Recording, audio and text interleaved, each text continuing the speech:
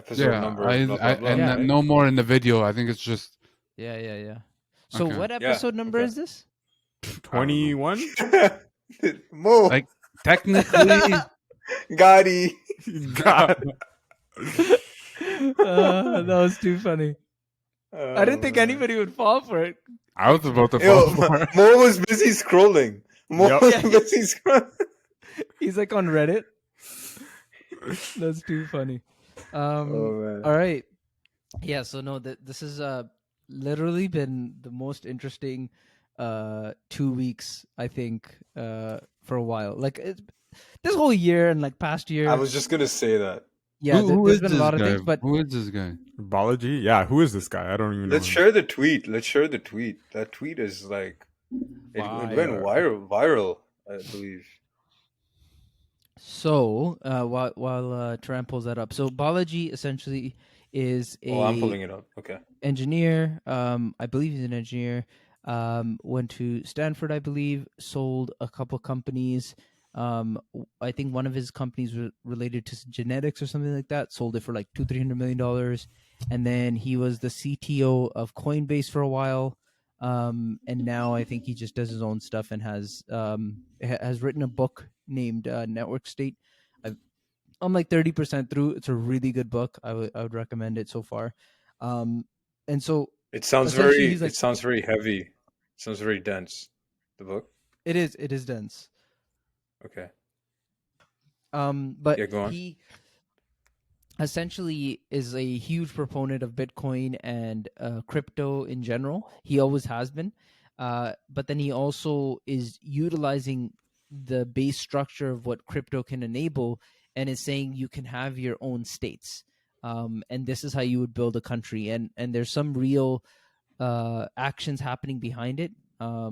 Where, for example, New Hampshire, I believe that's the place where there's a couple of people, about 20,000 people got together and they just started to collect in one place to start this new country. And they have so many people there that they actually have a pull on the governors right now to make certain changes in legislation and things like that to benefit them. So I think it's heading in that direction. But I'll let Taran kind of introduce of like what happened recently. What did he say, and why is it such a big deal? So I stumbled upon it last evening, and I actually didn't get a chance to fully go through everything. I follow this guy Joe Burnett. Do you guys know Joe Burnett? No. My Twitter so sphere it's is very different from all of y'all's. I'm just saying. Okay. So he's a Bitcoiner. He's a big Bitcoiner. He's the head analyst at Blockware team, which is they put out weekly newsletters, and they also have a whole analytics side to them. They have an analytics dashboard that I believe there's a subscription involved in that, and then they also are into mining, right? Very similar to Compass Mining, if you guys know Compass Mining. Where you can literally use a third party to host your miner, in this case a Bitcoin miner, right? So anyway, so he's big in Bitcoin, and he shared a tweet, and it was a quoted tweet, and the tweet that he quoted was Balaji's, or the tweet that he shared was Balaji's. And so Joe's tweet was, "I'm bullish on Bitcoin, but 1 million BTC in 90 days, question mark. What does Balaji know that I don't?" And so that got me, I was like, oh wow, okay. So then that's when I started reading into it. So I haven't gotten too far into it, but pretty much he made a bet with someone, it seems like, where this person, his name's James Medlock, and this was on Balaji's profile, where this James Medlock, he said, "I'll bet anyone $1 million that the U.S. does not enter hyperinflation." I should probably share my screen, right? Yeah.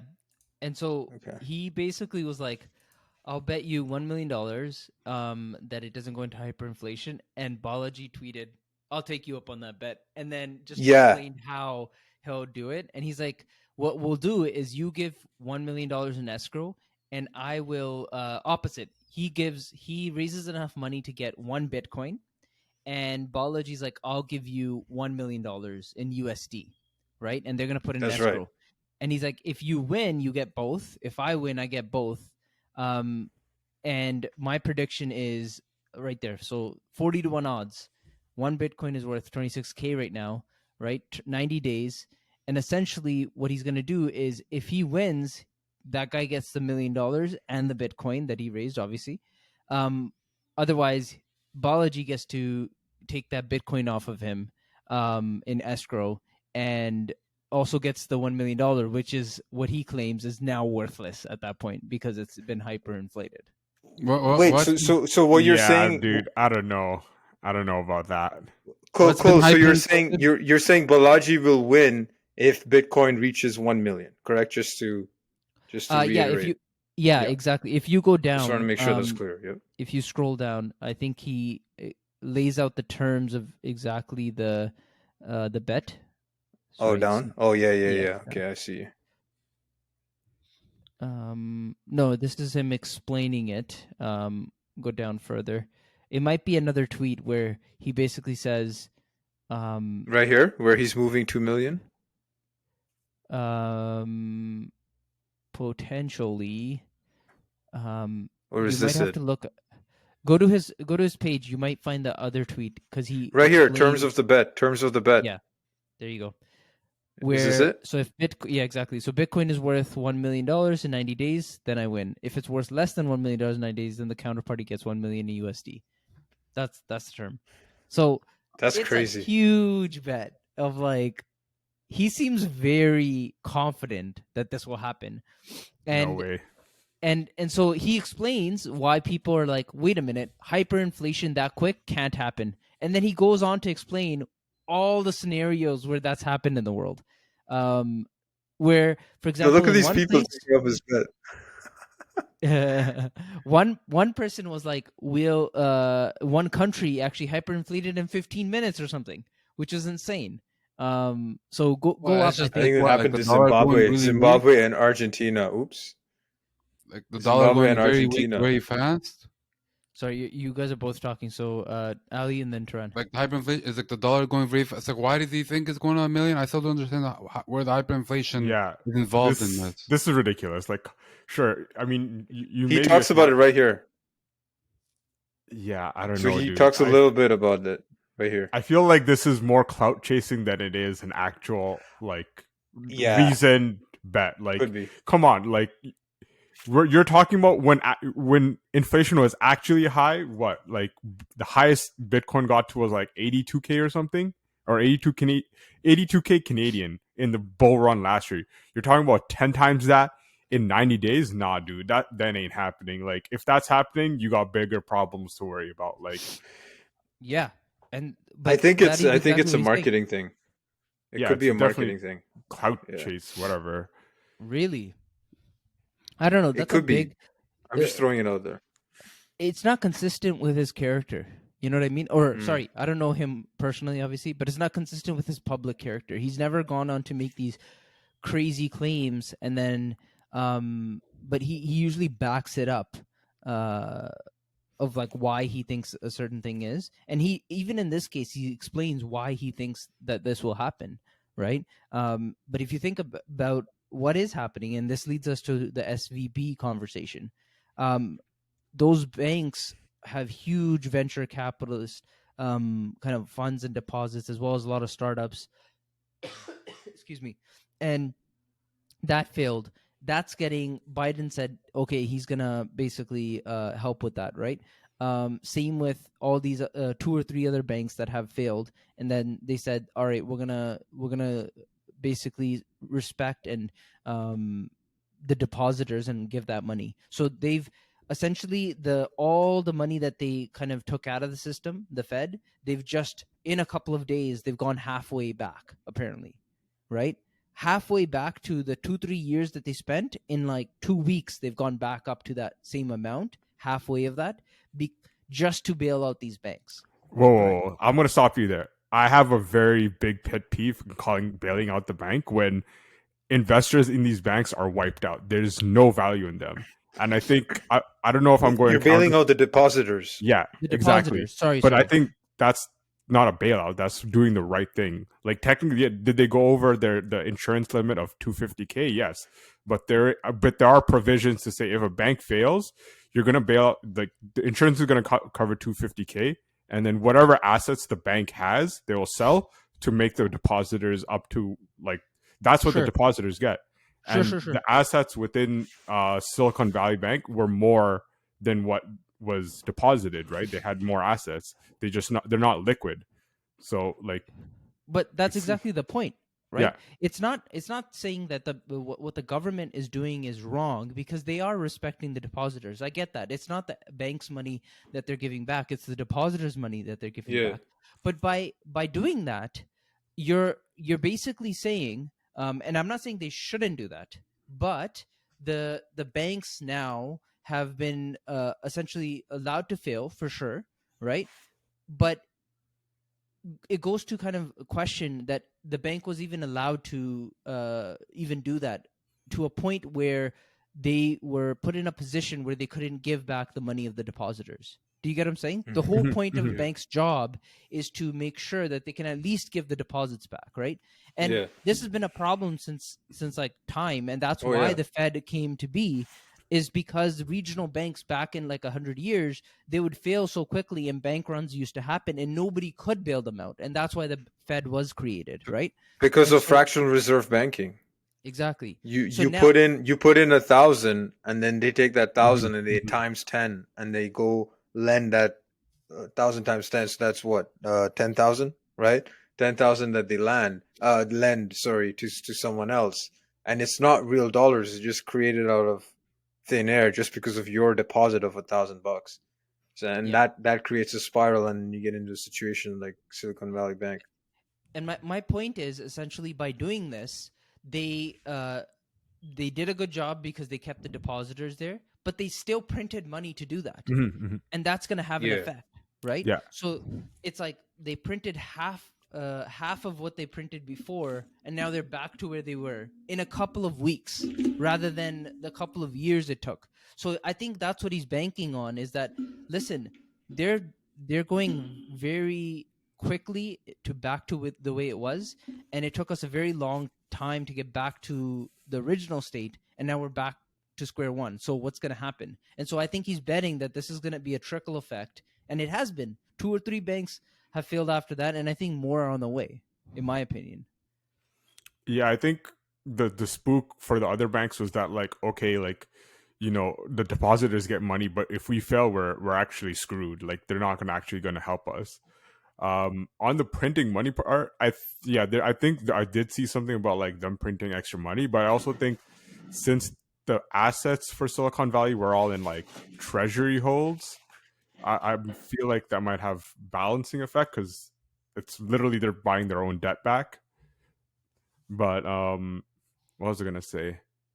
What was it Silicon Valley Bank, Signature Bank, and Silvergate failed over the weekend, which Yeah. is yeah.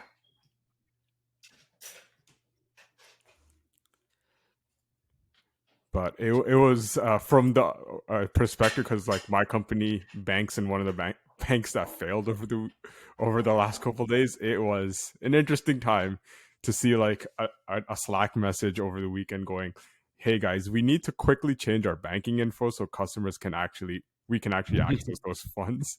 I was like, Jeez. "What?" That's crazy. And I've heard like from other podcasts and things like that that people are taking out loans just to be able to make payroll, right? Because now they Yeah. need a little bit of buffer, and getting it's crazy to think that this happens, right?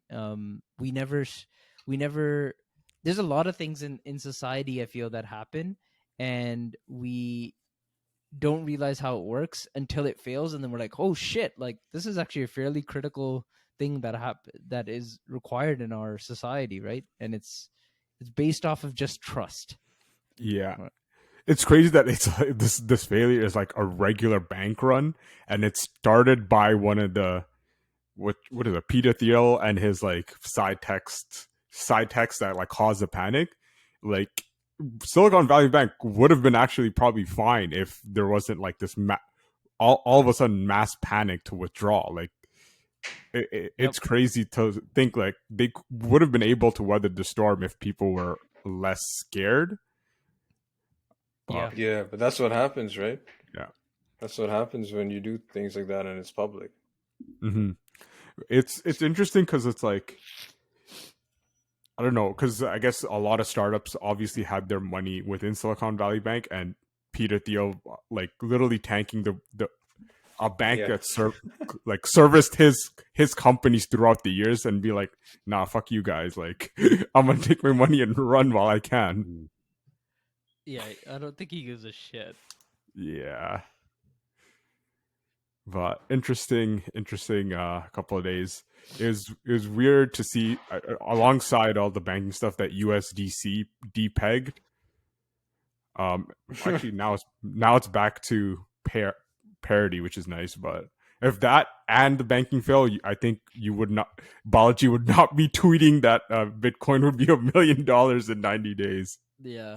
No, then I think it could happen I if don't that know, were to dude. happen. Banking and USDC fails, I think you're looking at a really bad crypto winter. Like it would have tanked Really? Ethereum. Yeah, you like the stable coin it's used for a lot of things, right? You need some sort of like, I don't know, like you need some sort of like bridge between fiat and Ethereum, right? Or I guess And regular cryptocurrencies, and a lot of smart contracts or a lot of companies are built alongside that bridge. So if that failed, you're screwed. It's so similar how like once Luna failed, it like caused a ripple effect with other cryptocurrency companies. Like there is a lot of reliance on stable coins. yeah, I don't know. I don't know what that relationship is, but I personally think that Bitcoin itself, if US DT would fail, um, Bitcoin I think would go up. Like it would go up a lot in the sense of like if everything is failing, I think Bitcoin would go up just because people are like, well, there's this thing that hasn't failed like this. It isn't being touted out fractionally, and there's no central banker that's like manipulating this, right? We should probably trust in this. The next best thing is gold, but gold is very hard to. That's why gold used to go up when things like this used to happen. But now you got Bitcoin that is portable and all these other qualities that we know of. People are gonna be like, this Bitcoin thing kind of seems legit, right? I It's am not a Bitcoin maximalist. I am an Ethereum maximalist. So that's fair. I actually don't see Bitcoin being the future, but maybe I'm like the odd one out on this group. That's so I'm betting on both or hoping on both. yeah. I really do. I agree with you, Mo, because it's like, sorry, I agree with partly. I understand where you're coming from. Ethereum has more use cases in the world. That's why I think it will be used more often. But I really do believe Bitcoin is that original thing that's never gonna go away, just because of the simplicity of it, right? I think that's where I'm getting at is like, I think Bitcoin had like a very interesting innovation, but like that's it. Well, In I other know. ways, it's similar to like what our actual currency is, right? Whereas Ethereum's actually trying to evolve past that. Like it's trying to underpin whatever we trust in financial systems. It's trying to underpin that within like the developer community and within like the network itself, right? Like Ethereum is evolving, whereas Bitcoin is just wants to stay what it is. Like though Bitcoin did get NFTs a couple of weeks ago. Yeah. I don't think it's like full out NFTs just like that, but yeah, I believe It's like it's. yeah, there was like a talk on it. It's like something ordinals, like an etched ordinal. Hmm. I don't know too much about it. Yeah, Uh, it's just a way that Bitcoin can somehow have or NFTs. like if that's the only thing that is holding Bitcoin is like that it's the first one. I I don't think think so. that's then I don't think that will hold it long term. Like Yeah, like the internet bubble, all that kind of stuff. You know what I mean? There's like so many I times there was a first and it dies away. Yeah, it might, but I think that that's not the only thing that holds Bitcoin. Is the main thing is it hasn't changed much, and it hasn't failed. from my knowledge, like ever, relative to like Ethereum has had some kind of failures and system level failures where they had to come back from, Yeah. and Bitcoin hasn't had that. And so because of its simplicity and the kind of what is it called, their protocol hasn't changed very often. It's very stable, right? And it's And finite. so exactly. It's finite. There's no counterparty risk with it as well. It's not dependent on something. It's its own thing. It's its own asset. And that something like that has never been invented before. Most things in this world, there's a counterparty risk to that. Counterparty risk is essentially like, um, it's dependent on another party for it to have value. Whereas in this case, there is no dependency. Bitcoin is Bitcoin. That's why they say one Bitcoin is one Bitcoin is one Bitcoin. Yeah, I guess what I'm trying to say, I'm still not convinced on Bitcoin's value. I've always been an ETH maximalist. I just think if you're gonna Even recreate as a storer of value, yeah, I think so you'd I rather put your money into ETH just to store it, like to no, store it, I not think to use it. for my reasoning is that ETH has value because of what you can build on it, right? Having Bitcoin just as a value for its own self, I don't think makes sense. Like at least with Ethereum's value proposition being that we can make zero trust contracts between two anonymous parties, I think that has value, right? Like I guess this Bitcoin is similar like to cash, where it's like it has value just because we're assigning it value. You know what I mean? And I guess it's algorithmic and fair, but that's all cryptocurrencies. Yeah, no, I think Ethereum has that added layer for sure. But I believe like Bitcoin has the trust itself in terms of True it being long term. decentralization. No, yeah, but even Ethereum goes for that. It doesn't get to the level of Bitcoin just yet. Exactly. But No, I Bitcoin, mean, what do you mean true decentralization? Ethereum is also decentralized. No, Like, but it's controlled by an organization. Anyone can make changes to it. It has a I company, it has a mean, head of operations and all of that. Bitcoin doesn't have that. let me put it this way: they guide the development because Ethereum is evolving, right? But if the network decides to go a different way, that's going to be a fork, and that's just how it is. It's not like if the Ethereum Foundation ever does something that people don't like, they'll just create their own fork. And the same thing with Bitcoin. Like, what I'm trying to say is that like Bitcoin doesn't have one because it's static. It is what it is. Whereas Ethereum is going to be evolving, and there are plans like there are upgrade paths that are reached through consensus for how Ethereum is going to evolve. yeah, like sure, Vitalik has a lot of power in terms of directing how the kind of Ethereum excuse me project will go. Um, but he also can't make drastic changes that nobody agrees with, because if let's say 90% of the network didn't agree with him, 90% of the nodes wouldn't upgrade to his new code upgrade, and now you have a fork. So he'll create like another fork, but the main fork will live on, right? And it's happened before. I think there's like two forks that happen from Ethereum where they just didn't agree with what some of the things he did, and it's created a fork now. But I think the latest changes with the proof of stake, though, Mo, that has led to more decentralization than Bitcoin, though, because proof of stake requires like one node, and the way it kind of decides who gets to get the kind of ability to create the next block lends itself to a bit more decentralization, right? Or sorry, Mm-hmm. centralization. Yeah. There's a lot more pools that have kind of just 30 ETH, etc. It is getting more consolidated. It might change in the future, but I think Bitcoin itself is a bit more decentralized. Of course, there's also pools there as well, but I don't know. I guess we would have to run the numbers and really figure that out. But yeah. Yeah, still not convinced, but back on. Imagine like we gave him 500 valid points, and then he's like, still not convinced.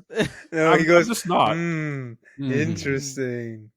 I've no, I've been like this about Bitcoin since the start. Like I looked at it, I'm like, oh, it is what it is. But Ethereum is actually exciting for me, and that's what I'd bank on. But back to Balaji's 1 million Bitcoin in 90 days, yeah, bro, that ain't happening. Like if it's $1 million in 90 days, I will be a very rich man, but I don't think that's happening. Wait, how rich? No, I'm just kidding. Wait. It's whatever my company's stock will be worth, because our assets are held within like different, I guess, cryptocurrencies, and we are paid in cryptocurrency. So 1 million BTC. Oh, no way. Yeah, like oh shit. We do take a mix now, because relying just on cryptocurrency pricing is not great when it's a low market. So we're trying to diversify, but yeah, a lot of our clients do pay us depending on the price of, not pay us, we are paid in a fraction of whatever they're transacting on chain. So 1 million BTC, we do get a share of that, right? So I'm just curious about this, because I'm fascinated by what you just said. So do you get a choice on what crypto you get to receive it in? How does that work? Depends. Okay, so what I'm like, on a basic level, we're like a bank. We're essentially like a bank for cryptocurrency. So any transaction you do through one of the wallets we like protect or have custodianship over, we take a percentage of the fee. Like we have a fee based on whatever you're like withdrawing, etc. So like, do we have a choice? No. We have a choice when we're making deals for other crypto adjacent projects. No, but I think what I want to know is, do you get paid? Oh, no. Okay. Yeah. I get paid. Oh, I thought you said you get. I thought you said no. Our company gets paid in crypto. Yeah. Okay, I literally thought you were getting paychecks in crypto. I'm like, oh, this is interesting. Because I've heard about it, but I haven't. Yeah, there's a couple of celebrities, athletes that have asked for pay in crypto. I feel like that's not the smartest decision when it's a bull market. If it's anything, you should do it on a bear market, because you get more value in a bull market. But they probably have like a lot in cash already saved up, or other investments. Yeah, no, I think we'll fairly be somewhat up if Bitcoin goes up to 1 million. But I really think even if it doesn't hit 1 million now, right, it is going to be going up in the next few months. And so it's like, it just makes sense to buy a little bit. So if it doesn't go up 1 million, it'll go up to 50. You know what I mean? Like 50K. And that'd be nice, right? You know what I mean? Really so nice. it just makes sense. Already, it's almost doubled from the low. It's like 70% up, 60 to 70% up. 50K or 500K, Coender? 50K. I'm making a low ball. Like it's like he's predicting 1 million. It will at least go to 50. Oh, 100. I'm saying 100 for sure. Yeah. 50 USD. Yeah. Mo doesn't believe you. Yeah, 50. Oh wait, 100K. Yeah. Wait. Timeline 3 months. Yeah. You saying? Oh no. 50K. I'm with you on 50K. I don't know about that, but you know, it all depends on what's happening around us, right? If there are more bank runs, then who knows? And 1 million is again. I'm gonna dive deeper into his tweet. I wish I did before our pod here, but it's all good. I briefly read him talking about, you know, as soon as countries start purchasing even a little bit as a hedge, that can skyrocket the price a lot. Like he mentions names, like Al Sabit is already doing it, right? He mentions India. Like if India purchases Bitcoin as a hedge, it's game over. Like the price is going to go through the roof. Yeah, and it's like bank runs, right? SVB would have been fine if nobody freaked out, right? But the fact that people freaked out, it brought down a whole bank. You know what I mean? And that happened from tweets. Like one person tweeted out, and then another person tweeted out, got reshared, and then there was fear in the market, and that happened. And so it's like sometimes it's unbelievable that these things might even happen. It used to happen back in the day when there wasn't social media, but now that you can reach millions of people very quickly, it's going to happen even faster. And so I know it seems radical, but in terms of the information flow and the speed at which information does flow nowadays, I actually don't think it's that radical for this to happen. To hit 1 million, you're talking about price action?